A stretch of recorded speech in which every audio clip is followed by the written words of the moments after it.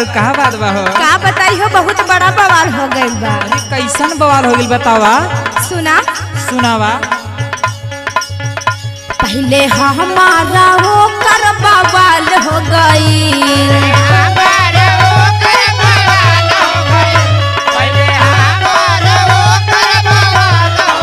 अरे की एकर बवाल हो गइल हो? अरे वो नहीं के हो। सुना, पहले वो कर हमार बवाल हो गई, कच्ची उम्र में साखी रे प्यार हो गई, कच्ची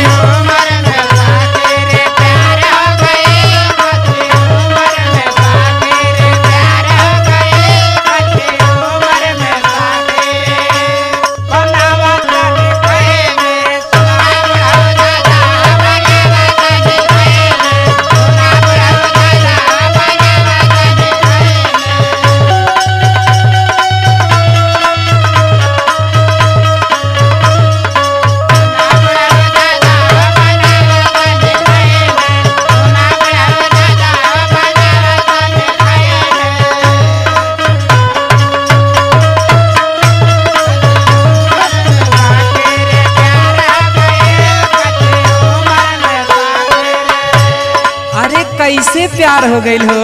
अरे सुना हो। सुनावा। आइल हमरा पीछे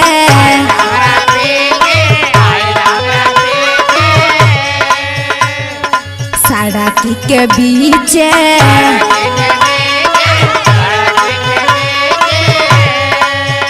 तब जाना था सखी का भेल हो? कहा भेल हो?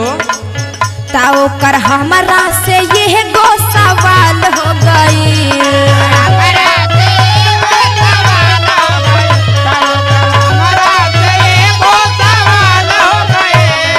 हमके ना पता रहे कि हमसे प्यार करेला हो।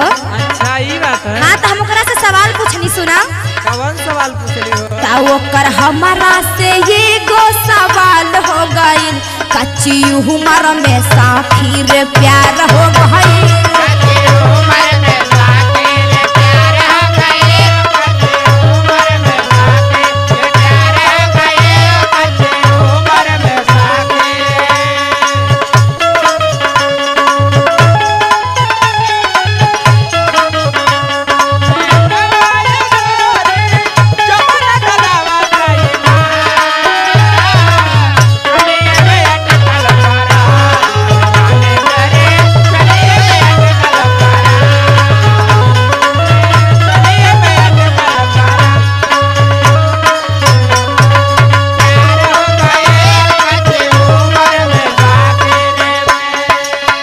तने ना ये सखी।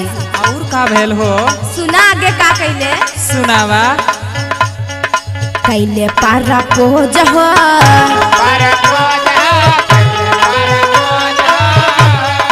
और सुना, सुनावा। देखे हमके रोज हो,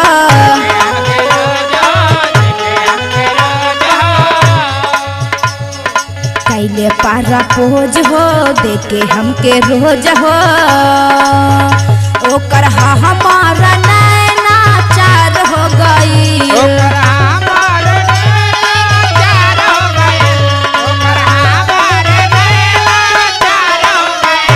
जब ऊपर पोज करे तो हम मान गई ये सखी का करी। अच्छा हो। सुना, सुनावा। ओकर हमारा नैना चार हो गई, कच्ची उम्र में साथी रे प्यार हो गई,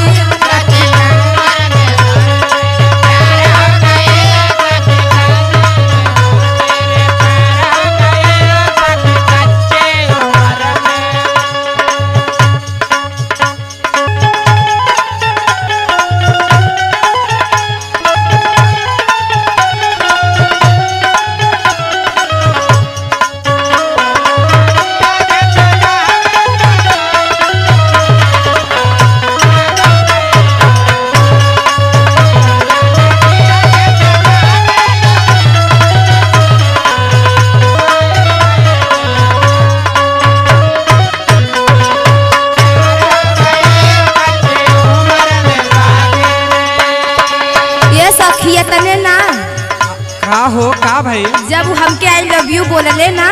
अच्छा तब का हम का बोलनी। सुना, सुनावा। हम बोलनी आई लव यू टू।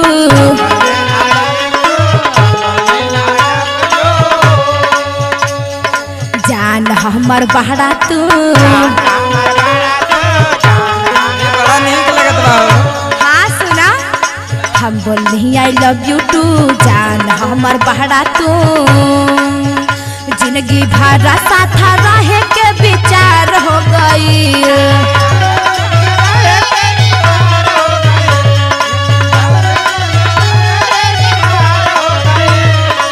सुना, जिंदगी भर साथ रहे के विचार हो गई। कच्ची उम्र में साथी रे प्यार हो गई।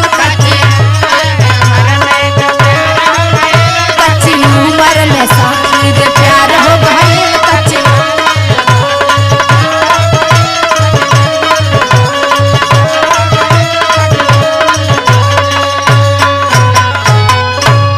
ए सखी, का हो? तोहार बात सुन के हमरो प्यार करे के मन करत ह। चला ओकरे दोस्तवा से तोहरो सेटिंग करा दे।